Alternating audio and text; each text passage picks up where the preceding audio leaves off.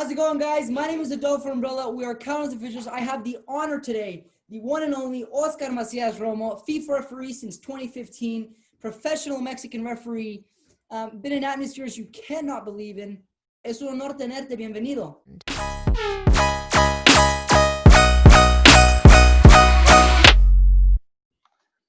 Muchas gracias. Quería hablar contigo. Te tengo, yo desde que me acuerdo, empecé a arbitrar hace 7 años, desde chiquillo. Me acuerdo de ti, me acuerdo de ti y tu arbitraje y decía, ese es el árbitro, ese es el árbitro. Intentaba de verte y aprender de ti, ¿verdad? Pero se hace muy difícil porque te miraba y luego me distraía y pues veía el fútbol, ¿verdad? Pero quiero hablar de la final de ida entre Chivas y Tigres. ¿Cómo te sentiste? ¿Cómo preparaste? ¿Y finalmente, cómo la puedes comparar con la final de ascenso que habías hecho? Porque cada cosa, ¿verdad? Pones un gol de quiero hacer una final de ascenso, quiero hacer una final de Liga MX, quiero hacer una final de, ¿verdad? Entonces, si nos puedes hablar de eso, estaría excelente. Claro que sí. Fíjate que pareciera que todas las finales son iguales, pero no es así. Cada final tiene un objetivo y sobre todo un objetivo en tu carrera. Yo creo que la final de ascenso de Tijuana contra Irapuato en el 2011 es un momento crítico para mi carrera arbitral, porque prácticamente tenías medio boleto para ascender en aquel entonces Primera División, ahora Liga MX. Y siempre te dan la estafeta de que tú vas a ser el encargado de llevar tan importante encuentro para que uno de los equipos ascienda al máximo circuito y por lo tanto tú también logres esa acreditación para estar con los mejores árbitros del país. Entonces, sin embargo, creo que en esa hubo mayor tiempo de preparación junto con los compañeros porque estábamos trabajando la misma cuarteta durante toda la liguilla. Nada más nos cambiaban uno o dos elementos de repente, pero prácticamente todos veníamos trabajando desde terminar el torneo y toda la liguilla de ascenso. No así cuando arbitré la final de Tigres contra Chivas, que fue la ida. Es diferente, es un escenario más ensordecedor, como con más espectáculo. Y además, pues ya tienes mayores reflectores, la gente te está viendo, etcétera. Son situaciones que de repente repercuten un poco más en tu imagen como árbitro, ¿no? Sin embargo, gracias a Dios las dos salieron de buena forma y ahora logramos estar buscando ser todavía aún más referentes en el arbitraje mexicano. Excelente, excelente, Omar. Me gusta mucho tu referencia. ¿Cómo te sentiste cuando subiste a la Liga MX? Dijiste, llegué aquí a la Liga MX, voy a pitar. Y después de eso, cuando agarraste tu gafete FIFA, llegué a mi gafete FIFA. Ayer me decía Lucila, decía, yo pensé que agarrar el gafete era lo más difícil, ¿verdad? Pero agarrar el gafete era lo más fácil. Lo más difícil es mantener ese gafete, ¿verdad? Háblame de eso, por favor. Lucila tiene toda la verdad. Además de que ganar el gafet pudiera ser circunstancial por el proceso de que tú vienes trabajando bien y se empiezan a abrir los huecos para que tú puedas tomar uno de los que dejan. En aquel entonces, cuando yo lo tomé, lo dejó Marco Rodríguez. Entonces, también ocupas que haya espacios para agarrar gafetes internacionales. Y la realidad es esa, o sea, defender un gafete internacional cada año cuesta más. Una, porque pues te haces más viejo, y otra, porque todos los demás árbitros empiezan a hacer de más experiencia, los jóvenes empiezan a competir contigo, tú empiezas a competir con los que venías de igual manera al principio agarrando gafetes, y se vuelve un reto muy interesante, porque cada torneo, cada año tienes que empezarlo a mover, a jugar nuevas cartas para no estancarte en la imagen que tenías.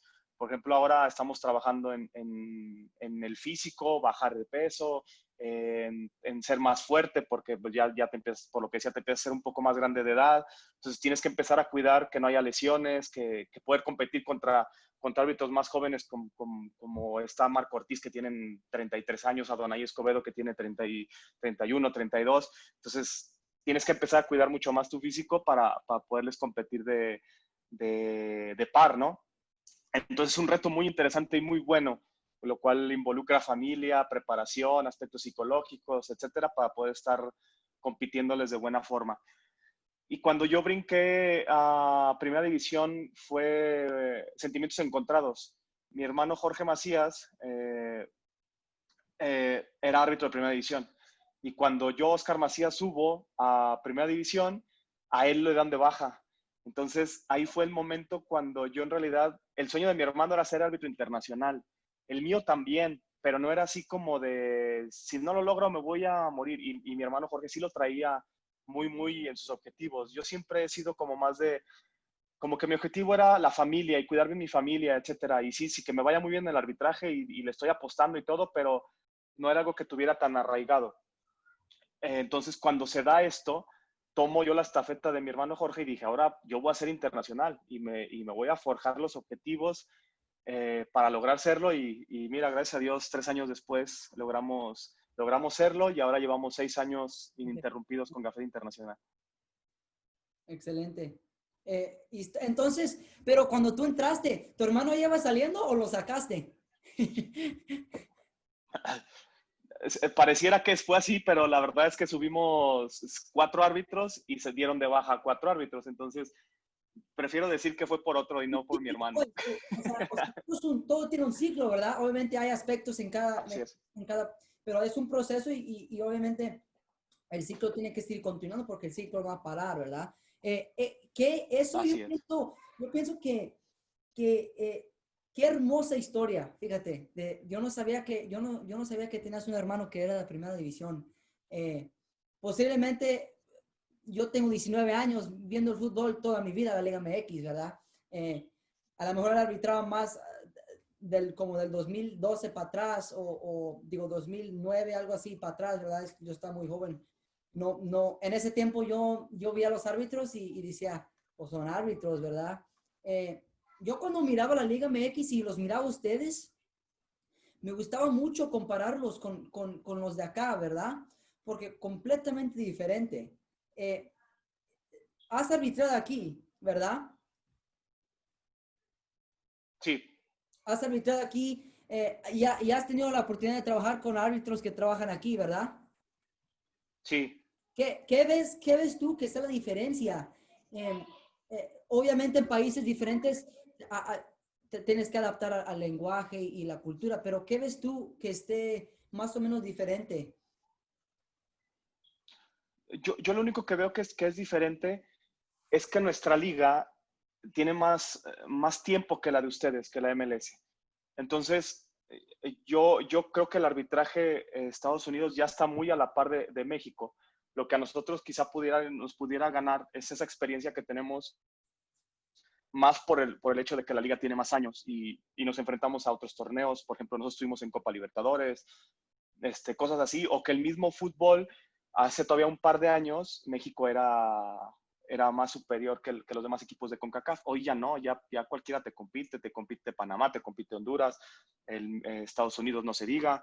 Entonces, creo que eso ha hecho que cuando la Liga MLS empezó a crecer, hoy ya vemos las figuras que tienen, estuvo Zlatan, está Carlos Vela, vemos diferentes iconos de Europa que están por llegar a la MLS que hacen que el mismo arbitraje se tenga que preparar diferente. Entonces, yo considero que el arbitraje de Estados Unidos está ya muy a la par del arbitraje mexicano. Sí. También quería hablar, partidos, cuando agarraste tu gafete FIFA en partidos para ser árbitro internacional, eh, ¿qué puertas se te abrieron que no tenías antes, siendo nomás árbitro de la Liga MX profesional? ¿Qué empezaste a ver cuando agarraste ese gafete y ya que lo tienes más de 5 años, lo has tenido y lo has mantenido? ¿De qué me puedes decir que que se abrieron, cuáles puertas se abrieron y en qué modo te empezaste a más o menos guiar? Se abren todo tipo de torneos y a eso también es a lo que se refiere el hecho de que no es tan, el conseguir el gafete internacional es difícil, obvio, pero no es tan difícil como mantenerlo año tras año. ¿Por qué? Por lo que dices tú, se te empiezan a abrir puertas. Se abrió toda la puerta de CONCACAF para todos los torneos de National League, Scotiabank, de la CONCA Champions, Copa Oro, eliminatorias, etcétera. Pero cuando yo obtengo el gafet, de hecho yo debuto en un juego de Copa Libertadores. Entonces te empieza a abrir las puertas a todos los horizontes, no nada más a lo que es tu confederación. Después mi primer torneo importante me tocó debutar mi gafet después de haber debutado en Copa Libertadores en un torneo de Esperanzas de Toulon, que es uno de los torneos juveniles más exitosos a nivel mundial. Entonces, como dices tú, te abre puertas en tan solo 2, 3 meses, en tan solo 6 meses de yo haber agarrado mi gafet internacional, ya había pisado países que en mi vida había pensado que iba a lograr y empiezas a competir contra otros árbitros, otro tipo de fútbol. El fútbol de CONCACAF es diferente al de Sudamérica, al de Europa, etcétera. Entonces tienes que aprender todos los estilos de fútbol para poderlos arbitrar y saber cómo conducir un partido de buena manera. El lenguaje, etcétera, ¿no? Pero a los primeros 6 meses yo ya había pisado Norteamérica, Centroamérica y en este caso en Francia, el torneo de Esperanzas de Toulon. Te abre muchos, muchos horizontes. Sí, Oscar, te metiste a un aspecto muy, que a mí me gusta personalmente mucho. Al tener el gafete FIFA, vas aquí am, y pone que te manden a Inglaterra a arbitrar, ¿verdad? Completamente, o sea, el arbitraje es igual y el fútbol, pero la cultura, como dijiste tú, el lenguaje cambia, la cultura, que todo cambie cuando, a todos los lugares que tú has ido y obviamente explícame cómo tú te adaptas, cómo mentalmente, quiero hablar siguiente, pero primero, ¿cómo te adaptas cuando llegas antes del partido? Porque obviamente no puedes pitar igual que pites en la Liga MX, ¿verdad? Todo cambia. Sí. Entonces, si me puedes explicar un poco de eso. Sí, primero tienes que, cuando tú vas a viajar, te vas a dar cuenta, te empiezas a dar cuenta de qué idiomas te vas a enfrentar y qué idioma va a llevar la batuta en el torneo. Regularmente es el inglés en todos lados. Y, y después, pues ya cuando llegas, los cambios de horario, qué vas a hacer para empatar tus horas de descanso, porque, por ejemplo, cuando vas a Europa, pues se te voltea todo la hora de sueño, mientras acá están en casa despiertos, tú ya estás dormido y luego quieres hasta hablar con ellos y no se puede porque ellos están dormidos y cuando ellos quieren hablar contigo tú estás dormido, o sea, y son situaciones importantes porque el hecho de estar con la familia también te motiva demasiado. En ese primer torneo de Esperanzas de Toulon nos pasó algo muy, muy gracioso. Iba conmigo Israel Valenciano, que fue mi brazo derecho. Ahora él ya es retirado, tiene un año de que lo retiraron, fue árbitro internacional. Hicimos carrera desde de las categorías inferiores hasta ser internacionales. Y él me acompañó a Esperanzas de Toulon, a Francia. Me acuerdo que llevábamos unas botellas de salsa. Ustedes saben que a los árbitros mexicanos nos encanta el picante. Pues no nos duró ni 2 días y después ya no hallábamos ni qué hacer porque la comida a la persona mexicana sin salsa no le sabe, ¿no? Entonces, esa es otra cuestión de adaptarte. Pareciera insignificante, pero hasta adaptarte a lo que te vas a comer allá o que te llevan y mira, oye, este es el platillo fuerte de este país y tú dices, caray, ¿qué es eso? Y si no me gusta, ¿cómo le voy a decir que está muy rico, etcétera? Son cosas importantes, ¿no? Hasta algo que pareciera increíble, hasta el tráfico en las ciudades es muy diferente en cada país. El Sí. que te ceda el paso al peatón, en algunos países que el volante va en otro lado. Y ya De me imagino verdad, ustedes, yo me imagino ustedes iban en el carril de la izquierda. sí, exacto. Entonces, sí son cosas que de repente te mueven. Como, y toco este tema que pareciera irrelevante, pero la verdad es que te tienes que adaptar a todo eso porque durante algunos días va a ser tu modo de vida. Entonces tienes que estar tranquilo en transporte, en dormir, en comidas, en los idiomas, para poder hacer las cosas bien dentro del campo, ¿no? Entonces, toda esta preparación, los consejos de los compañeros que ya han estado en este tipo de torneos te ayuda, que te digan, mira, por aquí te puedes mover, por acá esto, te vas a encontrar con este tipo de fútbol, etcétera, y empiezas a platicar. Lo bueno de también este tipo de torneos es que tienes mucho tiempo libre por lo mismo que estamos todos concentrados, y te da chance de platicar muchas cosas con los compañeros que están de otros países y también te van dando tips, se va haciendo bilateral la comunicación y para la hora de tu partido es más sencillo. Pero sí es muy importante también entender la forma de hablar a los jugadores. Quizá aquí en México o en algún otro país, no sé, te pudieras hablar un poco más fuerte con los jugadores o ciertas barreras que en otros países tienes que cuidar, incluso una palabra que porque en otro país puede ser una grosería, ¿no? Que en la tuya no lo es. Entonces, todo eso tienes que saberlo Sí. porque a la hora de meterte al campo tienes que aprender a manejarlo para que te dé un buen resultado.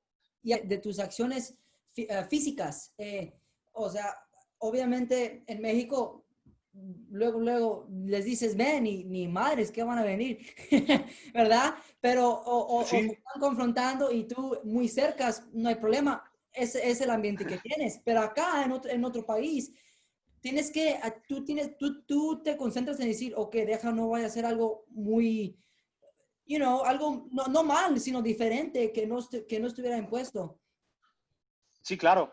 Este, es completamente diferente, ¿no? O sea, por ejemplo, de repente tú escuchas decir alguna grosería en México que te da risa y la dices en Sudamérica y te están correteando por 3 cuadras para matarte, porque para ellos es una grosería muy fuerte quizá para la mamá, ¿verdad? Entonces, sí tienes que tener cuidado con el lenguaje. Lo mejor es siempre dirigirte corto y propio en ese tipo de torneos donde no conoces el manejo del lenguaje para evitar meterte en problemas de gratis. Aquí en México, en Estados Unidos, ya nos conocemos, sabemos la manera en la que nos podemos dirigir sin ofendernos, quizá con autoridad, Sí, verte fuerte, pero sin ofender y así no nos metemos en problemas. sí, sí. Oscar, lo que yo noto de ti y desde que empezó esta plática, tu familia, Mi tu familia. familia y obviamente en la cultura mexicana nosotros siempre estamos juntos como familia. Quiero hablar tú valoras mucho, mucho, todos valoran mucho su familia, ¿verdad? Pero lo que yo ven ti es que tú quieres mucho a tu familia y la valoras mucho. Familia, tu familia personal, ¿verdad? Y luego tu familia, hermanos, papás, explícame desde que empezaste a arbitrar y te empezaron a ir tu nombre y la gente empezó a conocerte, tu relación con tu familia, con la familia, con tus hermanos, con tus papás, eh, te empezaron te apoyaron o lo hiciste o cuando hacías una final estabas muy orgulloso de que tu familia estuviera allí o te estuviera viendo en la tele o explícame un poco de eso. Sí, hay varios aspectos. Por ejemplo, te decía que mi hermano fue árbitro de primera división y tengo otro hermano que fue asistente en ascenso. Lamentablemente él no llegó a primera división porque empezó ya muy tarde con su carrera arbitral. Entonces, a la hora de un recorte de árbitros, una de las cosas que se basan es en la edad y él ya estaba pasado de la edad y se fue. No, no porque sea mi hermano, pero a mi punto de vista era un buen asistente.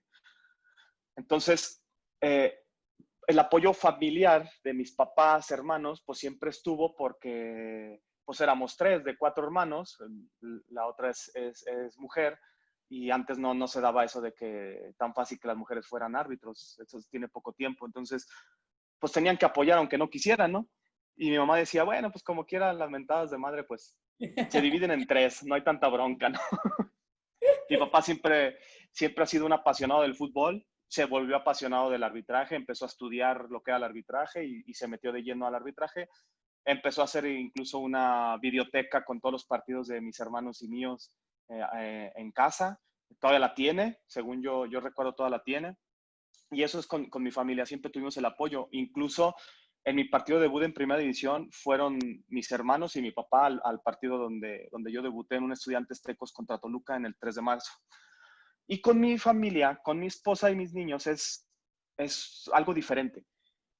Yo me hice árbitro por mi esposa. Yo empezaba a andar de novio con ella en el 2000 y empezamos a dar las vueltas y cuando querías comprar algo, pues no tenías dinero. Entonces fue cuando yo solicité a mi hermano, que él ya era árbitro amateur, que me invitara a arbitrar juegos infantiles. Yo decía, pues juegos infantiles, me llevo unos pesitos y con eso saco a dar la vuelta a mi novia al fin de semana para los dulces, la cena, etcétera. Pero tú bien sabes que esto es adictivo, te metes y ya no puedes salir de ello. Entonces, con mi esposa ha sido mi aliada, mi pilar fundamental para estar en donde yo estoy hasta ahora. Todo lo hemos hecho juntos, o sea, cuando nos casamos en el 2004, empezaba mi repunte hacia, como en México es tercera división, segunda división, ahora Liga de Expansión y Liga MX. Entonces, yo empezaba a figurar bien en segunda división para promocionarme a lo que era antes Liga de Ascenso, ahora Liga de Expansión. Y ahí fue cuando ya teníamos a mi primer niña, hicimos objetivos de vida familiar, y una era que ella me iba a apoyar en todo para yo poder dedicarle el tiempo que fuera necesario, si me iba a ir a torneos, a concentraciones, etcétera, no estar con la llamada de que ¿y cuándo regresas? ¿Y qué estás haciendo? O sea, cosas así que en realidad te permitían estar tranquilo en tu carrera arbitral. Y lo hemos hecho esporádicamente, cada 6 meses, cada año, hacemos otra vez planes de vida y acomodamos todas las cosas. Por eso es que con mi esposa en casa aprendemos a vivir muy bien con el arbitraje. Además que ella siempre ha logrado hacer que tanto en su trabajo como en la escuela de los niños no se permite tanto la imagen de papá, para que no sea ni para que los feliciten, ni para que les digan, tu papá se tragó un penal el fin de semana. O sea, que traten de no decir quién es su papá, que ellos hagan su vida y ellos vayan a estudiar, se diviertan y no tengan problemas de ese tipo, que pareciera que no, sí te llegan a aturdir. Entonces, mi esposa ha logrado hacer eso muy bien con ella y con los niños, y los niños viven feliz sabiendo que su papá es árbitro, y quizás algunos de sus amigos lo saben, pero cuando hay de hablar del tema lo cortan. Por ejemplo, si le dicen, oye, era penal el del domingo, ¿sabes qué? Yo no sé, ve y dile a mi papá. El monito es Sí, él. A mí pregúntame de cuánto es 2 por 2 y aquí nos peleamos de las matemáticas. sí. Me parece muy, muy, muy bien eso. Tu esposa, en el modo en que estructuró eso, porque Sí, sí, yo también me pongo a pensar, ¿verdad? Yo tengo desde los 13 años, hace 7 años, yo tengo 19, eh, hace mucho tiempo, o 12 años, yo decía, I want to be a FIFA referee, I want to be a FIFA referee, y hasta ahorita muy enfocado estoy, ahorita que gané, me moví un poco para arriba de posiciones, estoy muy enfocado en siempre crecer, ¿verdad? Crecer en cada partido. claro. Eh, pero también aprender y cómo yo me relaciono con otra gente. Yo hicimos con Oscar también, el joven aquí que está con la página conmigo, hacimos partidos de prepa y pues todos nos conocen, ¿verdad? Entonces, hace 2 años. Mira, de hecho, aquí está mi chaparro. ¿Cómo estás? ¿Cómo te Y llamas? hola, ¿cómo te llamas? Santi. Santi, nombre hermosísimo, Santi. Yo me llamo Adolfo. Santi, ¿te gusta el fútbol? Sí. Dile a tu papá que te enseñe, él ha de saber mucho. Bye. Adiós, Santi, mucho gusto. Él es el más chico de mis hijos. Tengo una niña de 15 años y él de 6 años cumplidos. Sí, Y son hermoso. mi adoración. Me gusta ese nombre, Santi. Mucho. Sí, muchas gracias. Se lo puso mi esposa. Mi esposa manda en la casa, eso sí tengo que ser La cosa mala, honesto. creo que mi madre no quiero oír de ti.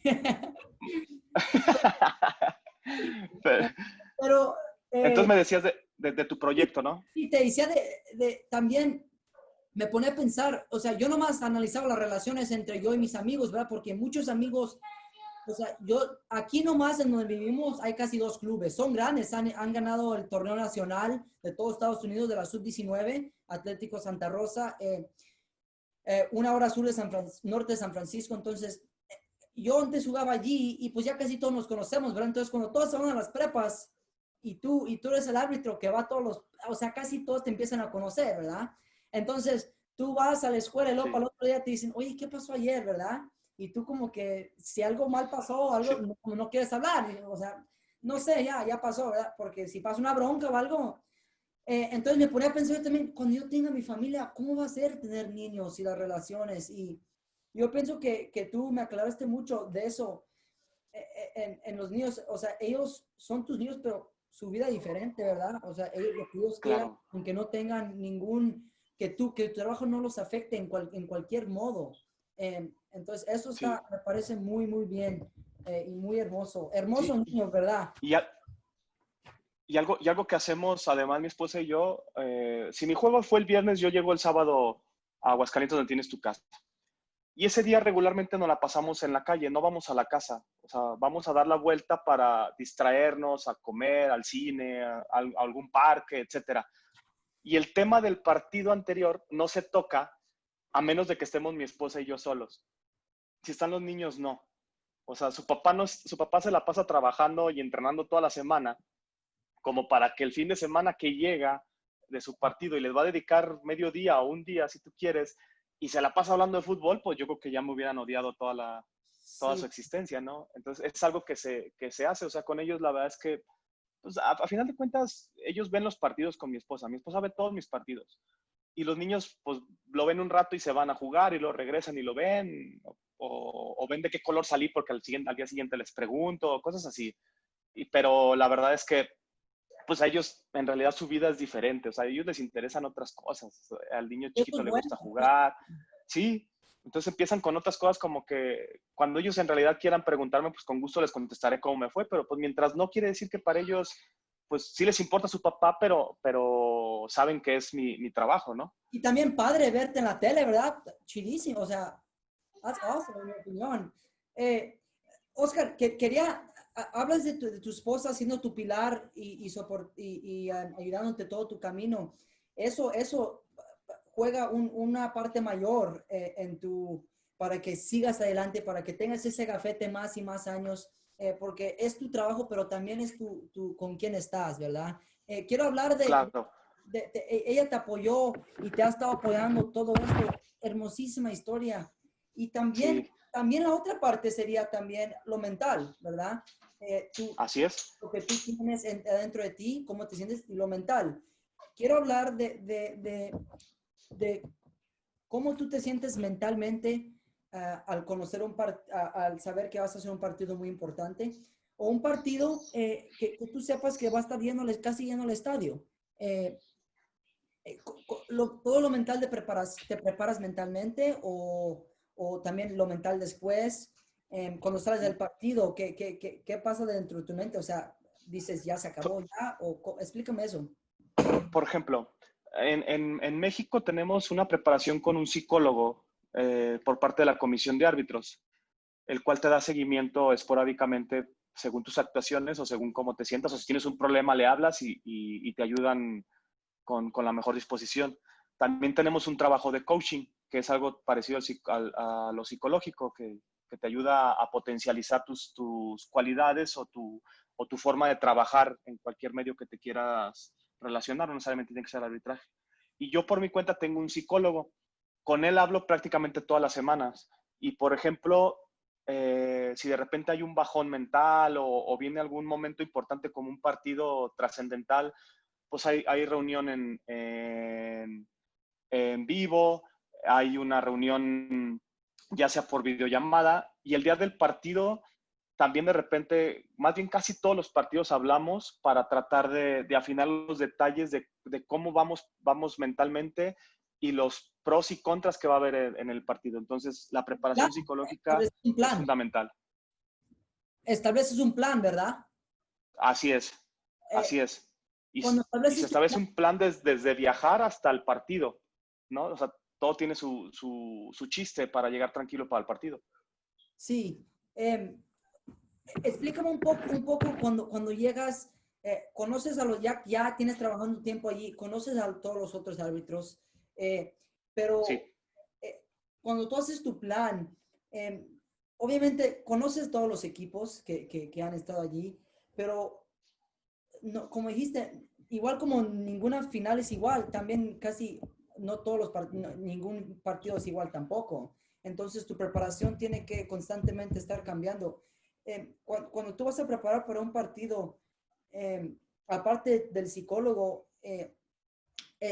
empiezas cuando llegas al campo, ¿qué empiezas a hacer? ¿Y en qué modo está? Porque cuando yo estoy arbitrando, ¿verdad?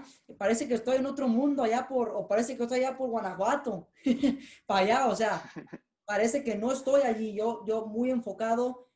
Cuando tú llegas al campo, tu mentalidad, ¿cuándo cambia? Cuando estás en el carro, cuando llegas al campo, ¿cuándo cambia tu mentalidad? O cuando vas a empezar el partido, ¿cuándo cambia eso también? En lo personal, o sea, yo creo que es diferente cada quien, ¿no? En lo personal, me empiezo a concentrar ahora que me voy a meter a bañar para cambiarme, ponerme el traje y luego ya irme hacia el estadio en lo que nos vayamos a ir, ¿no? Nosotros tenemos que estar un día antes del partido en la sede, entonces quizá el protocolo pudiera ser diferente a otros lados.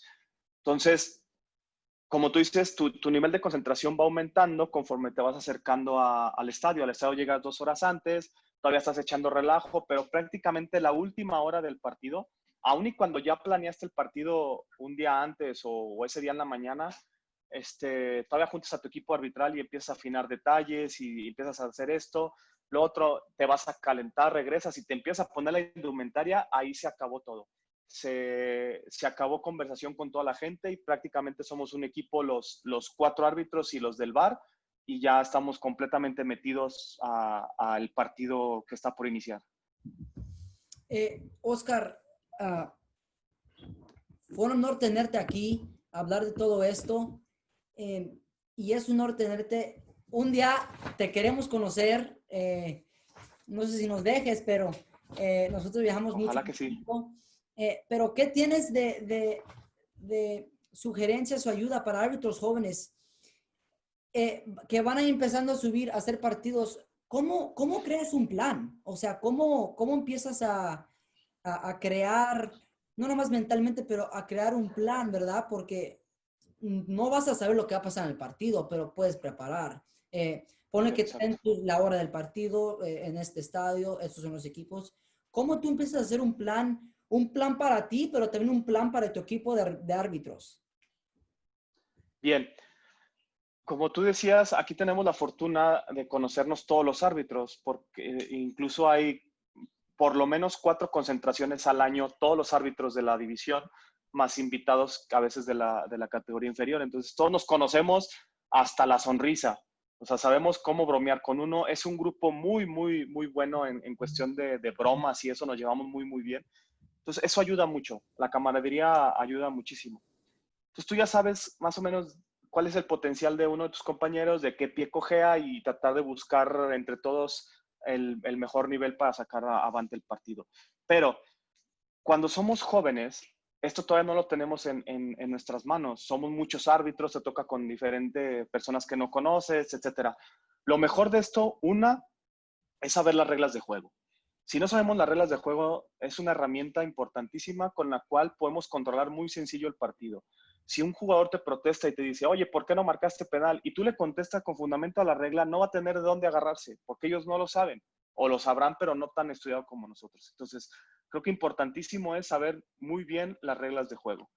Otro, el trabajar el aspecto físico.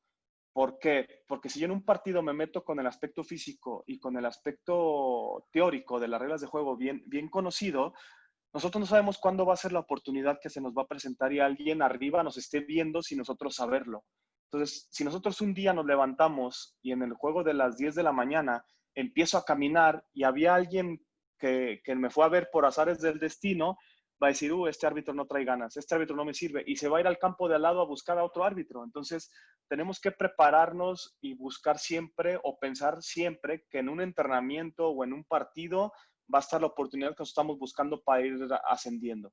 Las oportunidades llegan cuando menos te las esperas y además de manera increíble cuando la gente que trabaja y se prepara, tarde o temprano le llega el éxito. Las Trabajar, metas podrán... trabajar como si alguien Sí, siempre te estuviera viendo. exacto. O sea, nunca, y sí tienes razón, nunca sabes, ¿no? Es siempre trabajar y o sea entrenamiento, sea un partido como si nadie te estuviera viendo, ¿verdad? Así es. Sí, así es, porque es la realidad. Si todos hacemos una imagen de nuestra vida pasada y pensamos en nuestros mejores momentos, yo creo que todos nos vamos a dar cuenta que los mejores éxitos fue cuando más empeño le ponía a lo que estaba haciendo, porque inconscientemente vas progresando, te vas alimentando más de diferentes situaciones de lo que quiero ser y por lo tanto el éxito te va a llegar tarde o temprano, ¿no? Sí. Omar, quiero decir muchas gracias por estar aquí. Fue un honor tenerte en nuestros ojos, una estrella. Te vamos a seguir viendo en todos los partidos, Gracias. a ver en qué podemos aprender. tus modos, porque todos somos diferentes. Muchísimas gracias por estar aquí. Muchísimas gracias por la invitación. Espero que cuando vayan a México en realidad nos podamos poner de acuerdo y vernos para echar una platicada y por qué no ir a un juego. Ojalá pudieran ir a ver un juego mío o vamos a ver un juego de un compañero. Ya. Con mucho gusto nos ponemos de acuerdo. Yeah.